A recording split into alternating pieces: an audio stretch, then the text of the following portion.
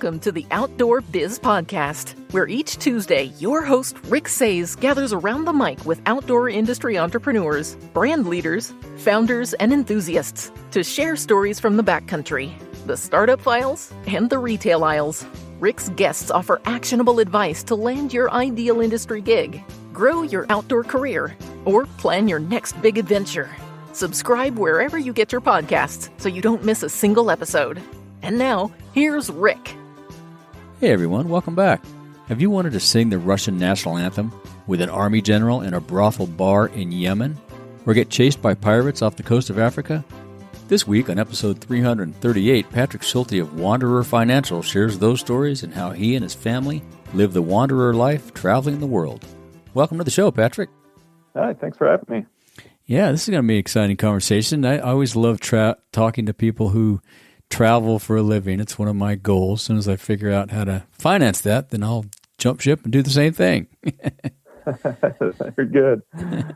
So you say over the past 20 years, you and your wife have circumnavigated the globe twice, once by boat and once in a vintage VW van. What inspired that initial travel adventure mode for you guys? Yeah, for us, it just popped up. We were living pretty normal, pretty straightforward life in Chicago. And then I was inspired really to sail around the world by, strangely enough, by seeing stories of teenagers. They were all backpacking around Southeast Asia. I was reading these stories. I would come home in the afternoons from my job, and I'd come home in the afternoon and I'd get online. I found this website, Boots and All. And this cool. This was a long time ago. This would have been about 2000. And so it was back then. There was hardly any pictures. People were just posting these little 2-paragraph tidbits of some adventure that they were having. I don't know. It just struck me one day, like, here's these young kids, probably most of them were probably just doing their year after high school kind of trip, but they were going to all these far-flung places and having these crazy adventures, and they were doing it like with no money, just doing these things.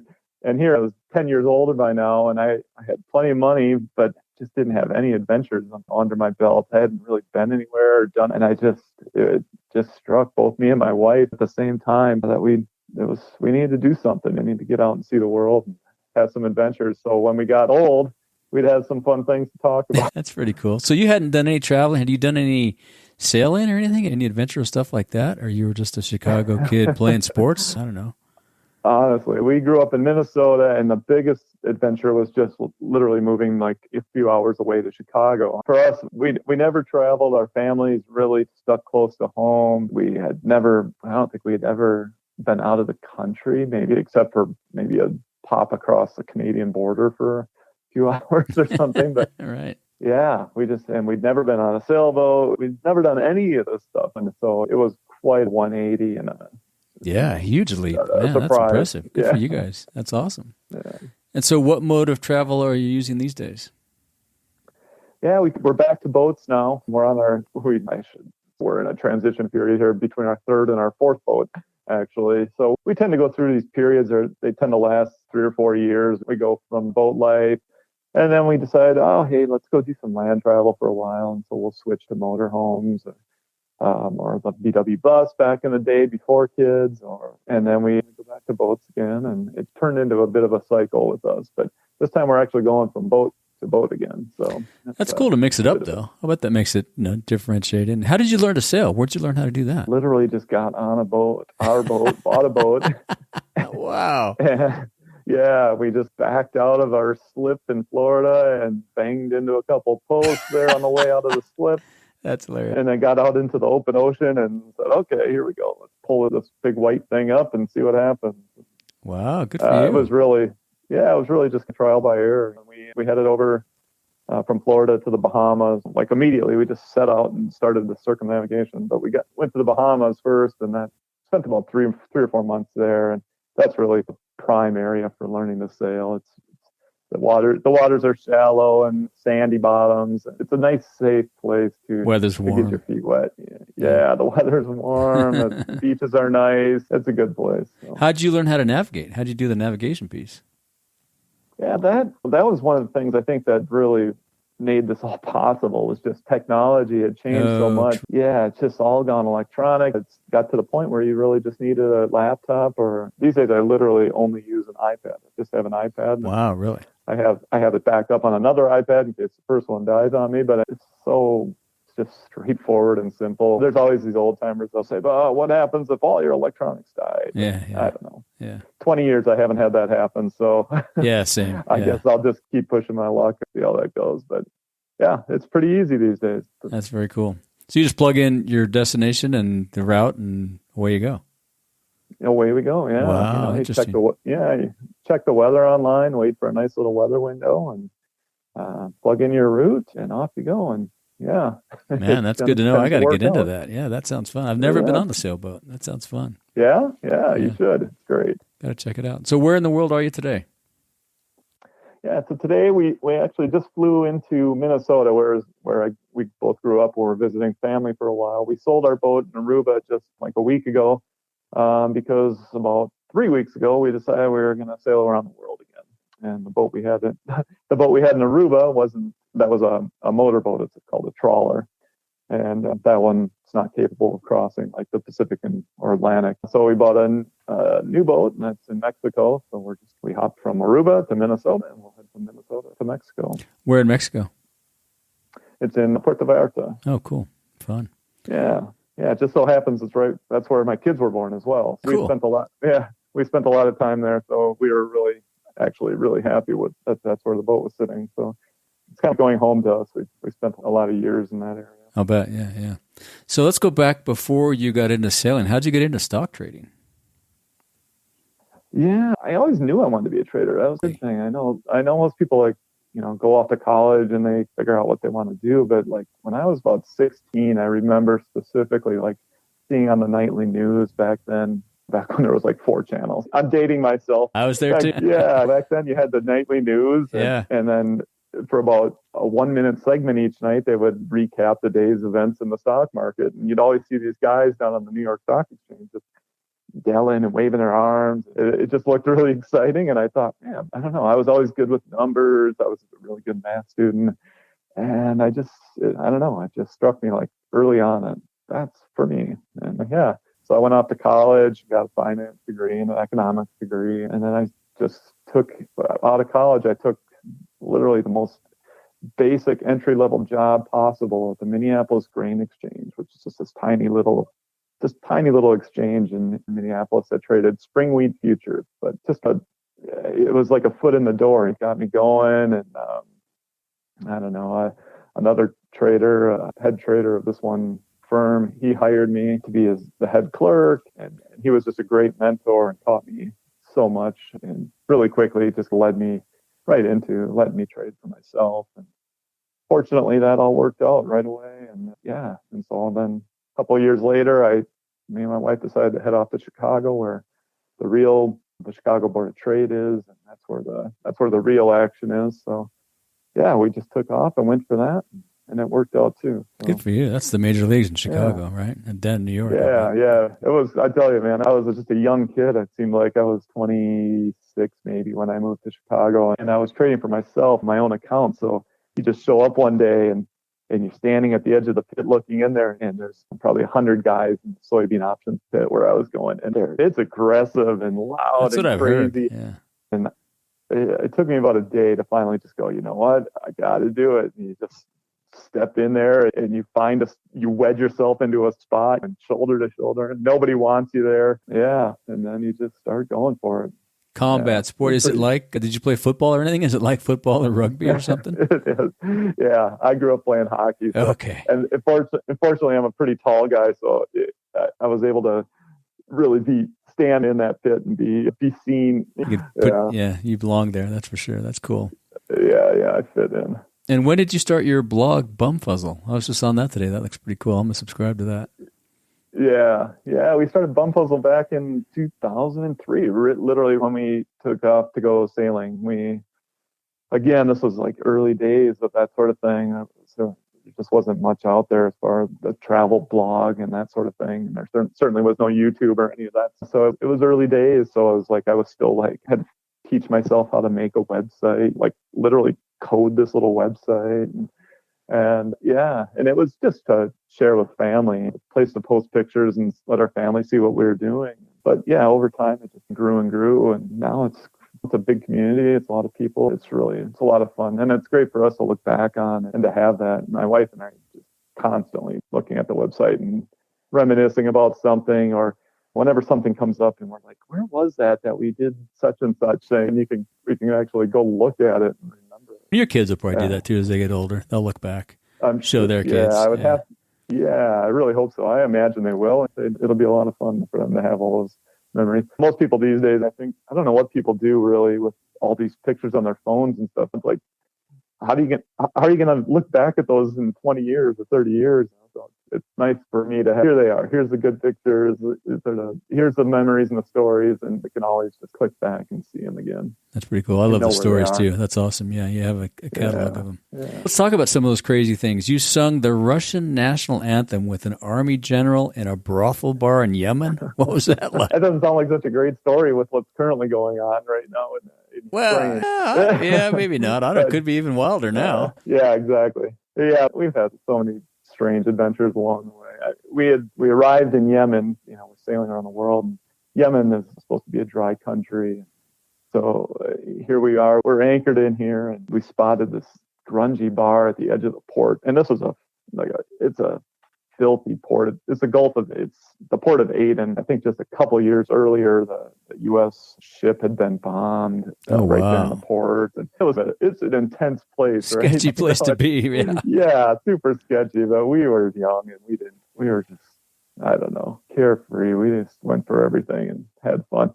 So yeah, we saw this bar. We go in there, and every head in the place turns and looks at us, and it always reminds me now, thinking back of it, it's like the Star Wars bar scene. Like, they walk in, and it's just like alien creatures. So yeah, by the end of the night, we're just, I don't know, singing the Russian National Anthem. This Yemeni general who's wearing his uniform, and meanwhile he's got his arm around a girl of the night, let's put it that way. And the whole bar is just complete madness, and not even supposed to be drinking according to all the rules of the other religions and whatnot. But yeah, so that's cool. Do you have pictures of that? We don't. See, that's the other thing. This was so long ago. I was like, no phones, right? Yeah, pictures of stuff. Yeah, there was no phones. Yeah, I don't know. I suppose the place wouldn't have been as crazy if everybody had a phone and was worried about it. Significant other people seeing. Yeah. Wouldn't want everybody to know that. Yeah. So you were also chased by pirates off the coast of Africa. That must have been crazy too. We kind of joke about that a little bit, because we joke, even though it really was pirate territory. Sailing between Oman and Yemen especially was an area they call it Pirate Alley. And so back then, this was early days. It got a lot worse actually after we were through there, but I think we were 2005 going through this area, and they call it Pirate Alley, and a lot of pirates were taking over these ships and taken off, and people were getting abducted off of sailboats and all sorts of container ships too. But yeah, like literally everything. It was pretty wild times, and I think it's toned down a little bit these days. But anyways, we went through, and we were cruising along through there, and we'd see these boats just come roaring over the horizon, and they're coming straight for you, and you're like, oh Lord, here we go. And there'd be these guys standing on the front, just like holding onto a rope like it's a bull or something, and they got these headscarves on, and they've got these big what do they call them, like a big machine gun of some sort. Not a machine gun, but they in Yemen they wear these giant knives. I can't think of it. Oh, okay. They wear these big curved sword type things. Like a giant machete kind of thing. Yeah. Okay, yeah. And it's just a traditional thing, but it's an imposing look. I can imagine. And they're standing, and they'd race up alongside of us, and then they'd get up to us, and they would just like a gesture, like for cigarettes, like smoking. And so they would always just ask for cigarettes. And we didn't smoke, and we would just kind of be like, oh, sorry, no smoke, no nothing. And then they would just race off again. And so we just joked and called them cigarette pirates. Yeah, makes sense. Yeah. And that was the worst of it. It's like you get all these big, scary stories, and in the end, people are pretty good. That's pretty lucky, because I'm reading this book about this woman who traveled I think she traveled around the world on a container ship because she just wanted to see what that was like. This was years ago. Yeah. And she talks about the pirates there and off that coast, Pirate Alley and all that stuff. And it sounds pretty sketchy, but yeah, you guys are pretty fortunate, man. Yeah, it did get worse. It got really bad after about 2006, 7, something like that. And I'm not sure I can't say for sure if we would have made the same decisions 2 years later that we did. Now that you were older and wiser. Yeah, well, supposedly. I can honestly say that I would go through myself. I don't know if I could put my family in that same situation. That'd be scary. I don't know. That'd be scary. We're going to take a little break and give some love to our sponsor, TeePublic. Hey, are you a t-shirt fanatic like me? I'm always on the lookout for new t-shirts. I have a collection of tees with funny sayings, inspiring graphics, or just something with a simple message. And I often find them at TeePublic has all kinds of apparel, including outdoor biz tees, hats, and more. Visit ricksays.com/teepublic and find something to add to your tea collection today. I know you have one. That's ricksays.com/teepublic. Now, back to the show. Tell our listeners how you've afforded to travel the world full-time for 20 years. So you must be leveraging your trading finance background a little, I would think. A lot, maybe. I am. Yeah. While we were sailing around the world the first time, we really didn't work. Our plan the whole time was just sail around the world, then we'd get back and we'd fly off back to Chicago and just go right back to doing what we did. But we were maybe 2 years into it when we were like, yeah, no, we're not going back. There's too much world to see. And so a couple more years in, and then pretty soon it was like, okay, we're going to start thinking about how to make some money again. And by this time, fortunately, trading had mostly gone online. So it became a lot easier. All of a sudden, I could do some of the things that I had done before, the same kind of trading, but I could just do it from a computer anywhere. So yeah, we spent quite a few years I would trade just a little bit here and there whenever we stopped somewhere and had good internet and we're planning on spending a few days there. And then I would hop online and look for opportunities and try to make a little money and was usually able to do that. And then we would just continue on with whatever we were doing. And then after a few years, that just grew. People started to see our lifestyle on our website. Yeah. How do I do that? And yeah, they just, how are you doing this so many years now? And yeah, so then I wrote a book, and then that just led to more questions about it. And just gradually I started offering to teach people how to trade options. And I was just like shocked by how many people were interested. And so gradually through the years, I morphed into my current business, which is Wander Financial. And now I just trade stock, I trade options, I teach people how to do that. I have a live chat group there. And it's a really cool group too, because I don't advertise it. Or do anything weird like that. So it's all just really organic. Like people, they find me just through following my travels mostly. So it's a lot of people who are just interested in traveling and sailing and driving around the world and just doing all these, having fun adventures, but they also want to learn how to trade and how to fund their lifestyle a little bit. Yeah. So we just kind of work on that. Right on. I'll have to check that out. That's something I've aspired to my whole life. Thus the podcast. I figured, I could start a podcast and get sponsors and do that. So we'll have to see. Yeah. So what? Go ahead. Sorry. I was just going to say that. Yeah, I was just going to say that's one of the things that I try to really encourage people is that like everybody's good at something, right? And you might not recognize it. A lot of people, unfortunately, don't recognize that they're an expert in something. They're really good at doing something. And these days, it's like you can really convert almost any skill like into teaching somebody online or into doing it like a podcast or whatever it is. There is ways to make it work. So yeah, I just always encourage that too. Find that thing that you're good at and really think about how you could move that online and teach people and profit from that. Yeah, so, I love it. Yeah. The digital nomads, there's a bunch of us. Absolutely. Yeah. More and more, and it just keeps growing. Right? Yeah. So what would you say are the pros and cons of living as a digital nomadic family and I guess especially raising children on the ocean and the road? How old are your kids now? My daughter's 12 and my son is 10. So they're still pretty young. And and they've been on boats and motorhomes since day one. Wow. So, good for them. Yeah, it's the only life they know. And I don't know, I think for us, like one of the biggest pros of this lifestyle is like the avoidance of consumerism and the whole keeping up with the Joneses mentality. It so often just prevails and rules people's lives. Like they worry so much about what does the other person think of me, and so I have to show them how good I'm doing and all that sort of thing. And we really, I don't know, in our lifestyle, like that is just not a thing. For you, yeah. We're just living on this boat. We're an island unto ourselves. And it's just, I don't know, it's a life that we really enjoy. And it's just, it allows us to, that lifestyle just is something that allows us to helps allow us to truly remain nomadic and follow our dreams. Like I was saying, it was only a few weeks ago, my wife and I we were waiting for a weather window actually to move from Aruba to Panama on our current boat. And the weather window was taking a while. So we were sitting in this anchorage for a couple of weeks and I don't know, getting a little antsy maybe. And we were just talking my wife and I would just sit up on the top deck every morning, have coffee, Nice. and get the day started that way. And we just both decided, you know what, like the kids are a certain age here and it takes about 4 years to sail around the world. If we're going to do this, like let's do it now. Why wait anymore?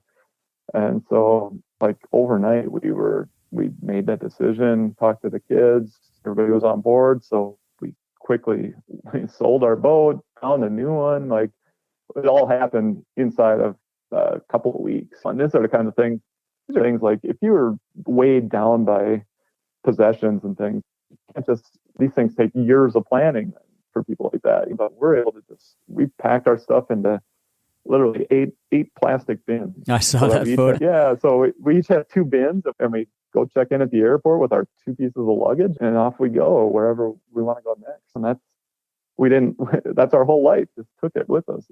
So we love that. I love that too. I think it's simple. You're making less of an impact on the world, and like you say, personally, you just have a different view of the world. You're open to all the adventures. It's awesome. You can make them happen. I think that I hope, anyways. That's a good thing that we're teaching our kids to live that way too. They'll always be able to make their own decisions later in life, and they can choose to live any lifestyle they want. But at least they've seen this lifestyle, and they know that they can do so much with so little. So that's one of the big things that we really enjoy about this life and what we've chosen to show them. And that's very cool. Well, the world's a big place, and there's all kinds of, you could travel the world and get exposed to so many different cultures like what you guys have been doing. So that's fantastic. Yeah, that's the other thing. We love it about our kids and teach the things that we're teaching. Is they're growing up with all these different experiences than maybe their peers would have had, or if they grew up the way that my wife and I grew up, just as suburban kids who had never seen the world until we were almost 30. And meanwhile, our kids have just grown up. They've lived in all these places where they were the minority. Maybe they didn't speak the language. And now they're bilingual and they've got dual citizenship and they're excellent scuba divers already at age 10. And they're, who knows, they could be yacht captains. Sure. Anything. There's just so many skills that they're getting that are so far removed from the norm that I think it's a really cool way to enter adulthood. I admire it. Yeah, good for you. Yeah. Do you guys have a favorite adventure that you like to do? Do you like to? What's your favorite thing? Do you fish? Do you fish? We don't fish much. I used to fish when it was just my wife and I. We would fish, and we caught all the big fish going across the Pacific and stuff. But somehow, as kids do, they have weird tastes in food sometimes, right? I don't know. My kids aren't all that into fish right now, so I tend not to fish, but whatever. But yeah, like I mentioned, the scuba diving. My kids are just fish. Like they've been swimming. I think they were one that by 2 they could definitely swim like across the length of a pool. Like they were in the water their whole lives. So like my son, he was scuba diving at 9. Like we had to actually fudge the numbers a little bit because you're supposed to be 10. But he is so natural that it just didn't even. So anyways, so that's one of our favorite things to do these days. We've done a lot of diving. We plan to put a dive compressor on the new boat. Cool. We'll just I can't wait. We're all excited. Like we're looking online at all these different islands we could go to. We could dive.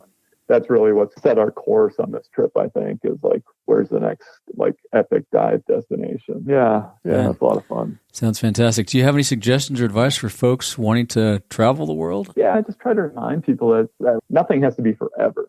Like, I think when people think of travel, normally spend so much time like going, well, if I work for another 7 years, then I could retire and then I could do it.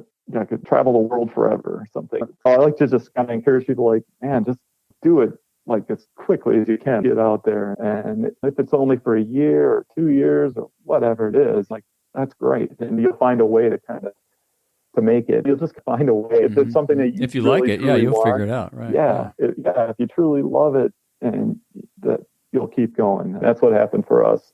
And here we are all these years later. I think 20 years now. Wow, good for you. Crazy. Yeah. But that's not for everybody either. So it's, I don't know, just having, like I said, just even getting out there for a few months or a year, I mean, it's going to open your eyes to so many different things and so many different possibilities for life. Yeah.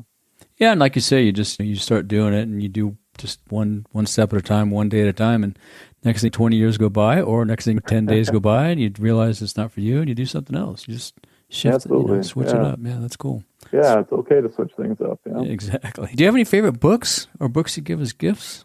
You guys must read a lot, I would think. I do. Oh man, we read a lot. My wife and I, on our first trip sailing around the world, we brought 200 books with us. We had like 3 bins just of books. And then just recently in Aruba, when we were moving off, we started cleaning out the kids' room, and we ended up giving away 300 books of theirs because we couldn't bring them back. That was just too much. So we were able to donate it to the local schools. That's awesome. Yeah, so that was really cool. It's nice to know that they were going somewhere that needed them. Yeah, so yeah, we're heavy readers. Yeah, so I do have a couple. I've got a sailing one which just happens actually to be called Wanderer. Oh, okay. And that's by Sterling Hayden, and that was like, it's a really cool sailing book. I love it. I read the first couple chapters, I remember, and I was like, oh my God. It was like, it could have been me saying all this stuff. That was really, really, I just love the book. And it was written back in the 60s, and it's still to this day, I think it's just great. Yeah. And then I've got a trading book that I make sure I give it as gifts to anybody all the time that's interested in trading, and friends of mine. But that's a classic. It's called Reminiscences of a Stock Operator. Oh, I've heard of that. Yeah, it's written by Edwin Lefebvre, and it's about a trader named Jesse Livermore. It was actually first published. I think it was 1923, so it'll be 100 years. And yet, to this day, like if you're reading finance sites or whatever, you'll constantly see people referring to that book, and it truly is. It's an amazing book. I may have read that book, great. Actually. Yeah, you read it and you go, I'm constantly shocked by how little has changed. Like truly, nothing is new today. Nothing is new. Like all the same psychological things that happen in markets happened 100 years ago. They happen today still. Human nature just doesn't change. No, not much. Yeah. And do you have a favorite piece of outdoor gear under $100? Yeah, I'm not a big gear guy. You have a little piece of navigation gear. It's a hard one for everybody. I think it's. The only piece of gear that I truly have is a Kershaw pocket knife. That's my favorite brand. I've always had a Kershaw pocket knife, and it's got like a partially serrated blade, and so it's like perfect for on a boat because I can always cut through lines. Oh, right. Which is something I'm constantly having to cut through lines, so I can use the serrated blade for that. But then with kids, like who doesn't always need a knife in their pocket so they can cut? You can cut 100 different things a day for kids, including, of course, their dinner. Lunch and dinner, right? They always need their food cut up. So yeah, that's good. Yeah, that's a good one. Yeah, I think that's the hardest question I ask everybody because everybody's. Yeah, it's a fun one, and the answers have I been. could look around and I don't have any specific gear. You guys have to keep it tight. That's for sure. It's limited by space and weight and all those things. Yeah. Interesting. And you have a special offer for listeners to join you at Wanderer Financial, right? Yeah. Anybody interested in like using the money to earn the hard way and putting that money to work in the markets in order to gain themselves a bit more time, just enjoying the world and the outdoors, like you can check us out at wandererfinancial.com and use coupon code OutdoorBiz10, and that'll save you 10% on subscription. But yeah, check us out. It really is a great community. It's so many like-minded people. It's what I really love about it. There's so many like safe places to learn about trading and finance on the internet, but we got just an awesome community. There's never a dumb question, never a harsh word. It's really a nice place, and we all enjoy getting together each day and hanging out there and talking markets and trading. Awesome. Yeah. I'll check that out too. That sounds pretty cool. Yeah. I used to do a little day trading when I first got into stocks and stuff, and it's always been I don't know if everybody wants to, but I always want to take, like you say, the money I've made and grow it a little bit. Just don't want to sit there and collect interest because that's not going anywhere. So. Yeah, that's for sure. Especially these days. Going the other way. Inflation at 8%. Right, everything else. Yeah, it's not a good thing to be in. Exactly. Yeah. Should just be sitting in cash. That's for sure. Yeah. As we wrap up, is there anything else you'd like to say or ask of our listeners? I wish I had something profound to add, but really, I'm just the type of guy that just wants to see everyone enjoy their life to the fullest. I just really want to encourage everyone to set a short-term goal and just get out there and just knock one thing off that bucket list. And I think once you've just gotten that taste and once you've done it, like all of a sudden it just opens your eyes up so much and you really just, I don't know, I think it just changes your mentality and gets you going and it makes you work towards like these big goals instead of just working to get by from day to day. Yeah. So I like to encourage people to do that. Yeah, I think you're right. I think it exercises your adventure muscle and makes you look for more adventures. And then you do it and realize, hey, I can do this. So yeah. Very cool. I could I could do this. I could do the next one. I could do this. Yeah. It just builds on itself. Yeah, exactly. Yeah. And if people want to follow up, is the best place to reach you at wanderfinancial.com? It is. Yeah. Check out Wander Financial, see the business side. And then if you just want to see my travels and see what sailing around the world and living this lifestyle with kids and everything is about, then you can check out my other website, bumfuzzle.com. Cool. And yeah, that's us. Awesome. We'll link to that stuff in the show notes. It's been great chatting with you. I look forward to catching up with you around the world. Perfect. Thanks a lot. All right. Thank you. Thank you for joining us on another episode of the Outdoor Biz Podcast. Be sure to visit our website, theoutdoorbizpodcast.com, where you'll find show notes with links to everything we talked about and more. Subscribe wherever you get your podcasts so you don't miss a single episode. And while you're at it, if you found value in this show, we'd appreciate a rating on iTunes. Or spread the word and tell a friend about the show. That would really help us out too. Be sure to tune in every week. And thanks again for listening to the Outdoor Biz Podcast with Rick Sayes.